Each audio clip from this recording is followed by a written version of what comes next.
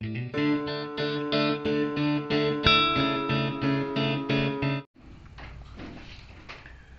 लोग समझते हैं कि अनुसूची क्या होता है।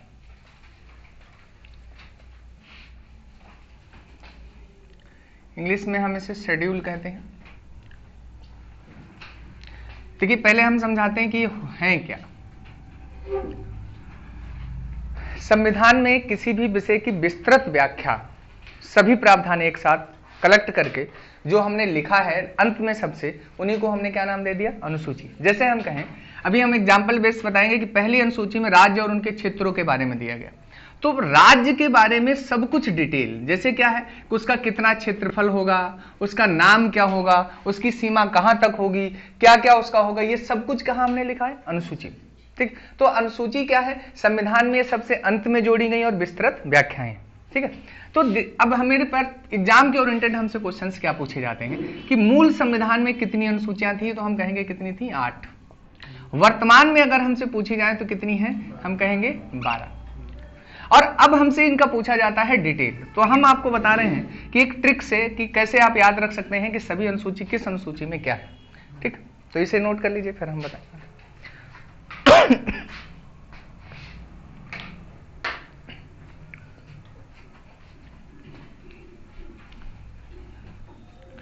वो ट्रिक आप लिख लीजिएगा, राबे,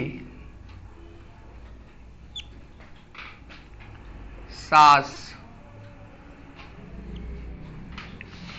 ईसाई,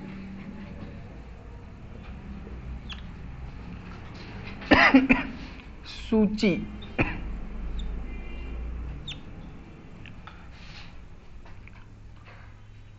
भाभी, सब्जी दाल,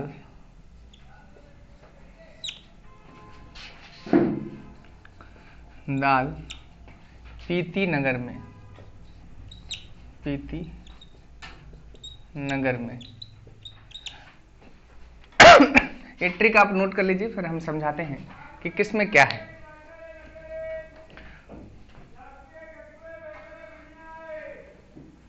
लिख ले। अब पहला टर्म आप कोट करेंगे राबे। मैं एक एक समझाता हूं। जैसे अगर प्रथम अनुसूची आपसे पूछी जाए तो इसमें प्रथम अनुसूची में क्या है? प्रथम अनुसूची मैंने लिखा था राबे। रा से क्या है यहां पर? राज्य। रा से क्या है? राज्य। इसका मतलब क्या है कि इसमें राज्यों के बारे में सब कुछ मैंने बताया क्या? विस्तृत व्याख्या, यानी राज्यों का क्या? राज्यों के नाम, क्षेत्र, इनके बारे में केवल इतने पूछा जाता। राज्यों से संबंधित विवरण किस अनुसूची में दिया है? तो हमारा उत्तर होता प्रथम अनुसूची। ठीक है, दूसरा समझे। अब हम यहां पर बता रहे द्वितीय अनुसूची, सेकेंड शेड्यूल में क्या है हमारा। अब रा बे हमने लिखा था, बे से हमें क्या निकालना है? वेतन। किसके वेतन होंगे?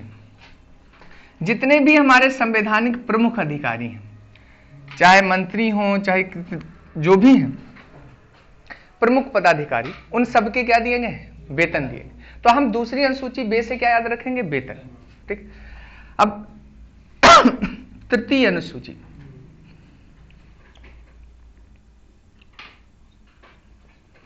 हमने बताया सास अगला टर्म हमें याद रखना। तो इस सा, ये सा आया, इस सा से है यहां पर शपथ।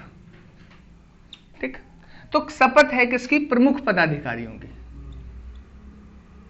पदाधिकारियों, देखिए एक बात यहां से थोड़ा समझ लीजिए। हमें पता है कि सबके अपने अलग अलग कर्तव्य होते हैं, तो सबकी अपनी अलग अलग क्या होंगी? शपथ होंगी। लेकिन याद रखना है एक्सेप्शनल इसमें 3 लोगों की शपथ नहीं है। अपवाद लिखेंगे, अपवाद। राष्ट्रपति की शपथ का प्रावधान किस अनुच्छेद में है? राष्ट्रपति की शपथ आर्टिकल 60 में दी गई है। इसी तरीके से अगर पूछा जाए उपराष्ट्रपति की शपथ, वो किस में दी गई? आर्टिकल 69। और ऐसे राज्यपाल की शपथ जो है वो आर्टिकल 159 में गिवन है। हम क्या बताना चाहते हैं, यानी जितने प्रमुख पदाधिकारी हैं सबकी शपथ इसी अनुसूची में है, केवल राष्ट्रपति, उपराष्ट्रपति और राज्यपाल की छोड़कर। कहां है इनकी? संविधान में दी गई है अनुच्छेद 60 और अनुच्छेद 69 में और अनुच्छेद 159। बात क्लियर?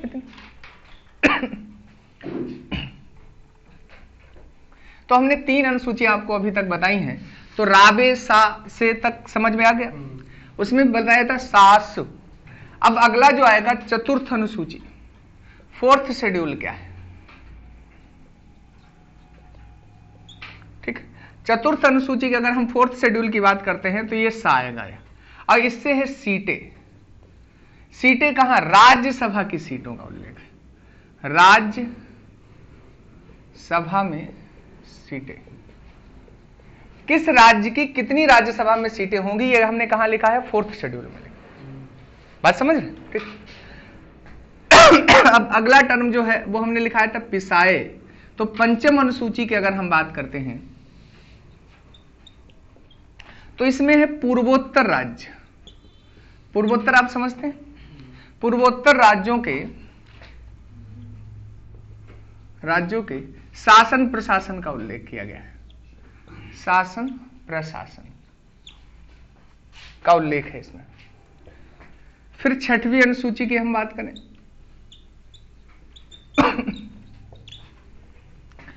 इसमें 4 राज्य हैं, ठीक। जैसे कौन सा है, पहला असम, फिर क्या है मेघालय, फिर क्या है मिजोरम, और है त्रिपुरा। इनके प्रशासन का उल्लेख दिया है, इनके अनुसूचित क्षेत्रों के प्रशासन का उल्लेख दिया गया। फिर अब देखिए पिसाए तक हो गया, ठीक। फिर क्या है राबे सास पिसाए सूची। 7वीं अनुसूची में अगर हम बात करें सूची, 7वीं अनुसूची में सूची, सूची शब्द से क्या है, इसमें सूचियां ही दी गई। जैसे क्या है कि संघ सूची। अब यहां पर थोड़ी बातें पूछी जाती, ध्यान रखें। संघ सूची में मूल रूप से कितने विषय थे, तो 97 थे। वर्तमान में कितने हो गए हैं, तो 100 हो गए, ठीक। एक बात और याद रखेंगे, संघ सूची में वे विषय जिन पर केंद्र सरकार कानून बनाती है। कौन कानून बनाता है, केंद्र सरकार। केंद्र सरकार या संसद कानून बनाती है, ठीक है। फिर 8वीं अनुसूची,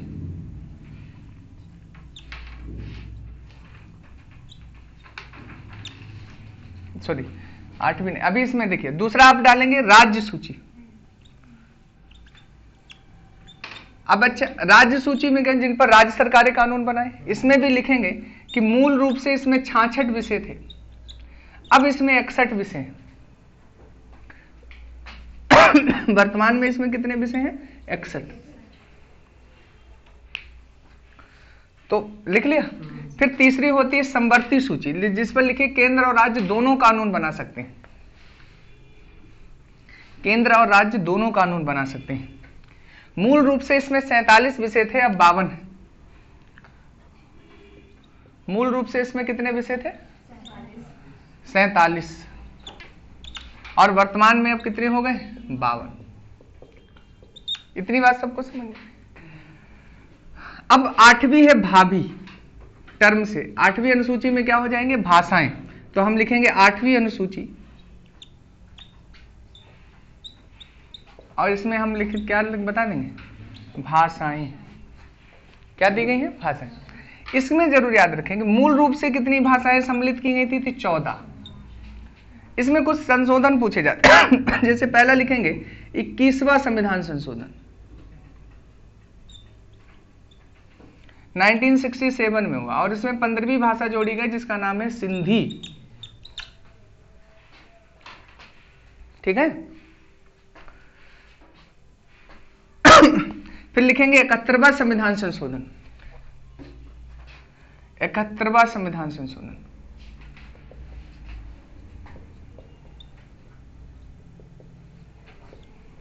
जिसमें ट्रिक याद रखेंगे, नमक जोड़ा गया। नमक मतलब 3 भाषाएं, पहली एक नेपाली, यम से क्या है मणिपुरी, और फिर क्या है कोंकणी। ये 3 भाषाएं जोड़ी। फिर 52वें संविधान संशोधन, इससे वसडम जोड़ा गया। वसडम मतलब बी से है बोडो, एस से है संथाली, डी से है डोगरी, और एम से है मैथिली।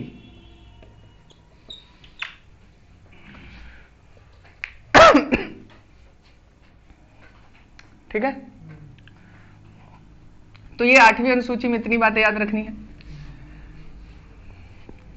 फिर 9वीं अनुसूची के बारे में कुछ बातें याद रखनी है।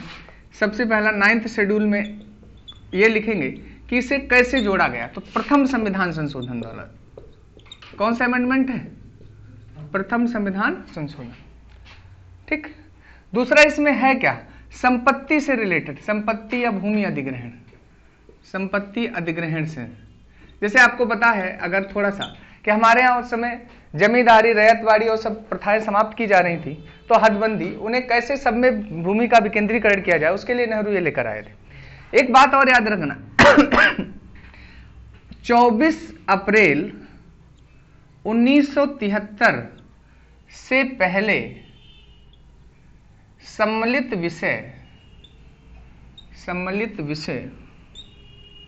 विषयों का पुनरावलोकन न्यायालय नहीं इसमें कर सकता है। मतलब इस डेट से पहले जितने भी विषय इसमें रख दिए गए उन पर रिव्यू नहीं ले सकता है न्यायालय, बिल्कुल बात समझ रहे हैं। और इसके बाद के जितने विषय हैं उन पर रिव्यू ले सकता है। 10वीं अनुसूची लिखेंगे दल बदल कानून। 52वें संविधान संशोधन द्वारा जोड़ा गया है 1985 में। ये पूरा हम पढ़ाएंगे आपको, एंटी डिफेक्शन लॉ क्या है। ठीक है, बात समझ में आ रही। अब 11वीं अनुसूची लिखेंगे 73वें संविधान संशोधन, पंचायती सिस्टम है इसमें, 1992 में जोड़ा। 11वीं अनुसूची कौन सा अमेंडमेंट है? 73वां। ठीक, लिख लिया। क्या है इसमें? पंचायत। और अगर हम बात करें तो कितने विषय हैं इसमें? तो 29 विषय हैं। ये 3 बातें पूछी जाती। तो 12वीं अब लिख लेंगे नगर पंचायत। 12वीं अनुसूची नगर पंचायत लिख लिया, नगर पंचायत। इसमें 18 विषय हैं। और कौन सा अमेंडमेंट है? 74वां। तो हम संक्षेप में कहें कि राज से क्या है? राज्य। बे से क्या है? वेतन। सा से क्या है? शपथ। फिर सा से क्या है? सीट। पूर्व। पिसाय से क्या है? पूर्वोत्तर। और 4 राज्य हैं, असम, मेघालय, मिजोरम और त्रिपुरा। फिर हमने क्या बताया उसमें? सूची है। सूची से सभी सूचियां हैं, भाभी से भाषाएं हैं, फिर सब्जी से संपत्ति है, फिर दाल से दल बदल है, फिर पीती से पंचायत है, और नगर में वो बात अलग है कि भाभियां मोमोज, चाउमीन, बर्गर पसंद करती हैं, हम दाल और वो पिला रहे हैं। ये पुराने जमाने की भाभी रही होंगी जो अपने जच्चा बच्चा का ध्यान रखती होंगी, तो वो दाल पर फोकस किया, ना कि मोमोज और बर्गर पर। बात समझ में आ रही? ठीक है, तो ठीक है, बस इतना ही। अनुसूची में इतना डिटेल अगर आपको याद है तो सभी क्वेश्चंस कवर हो जाते हैं।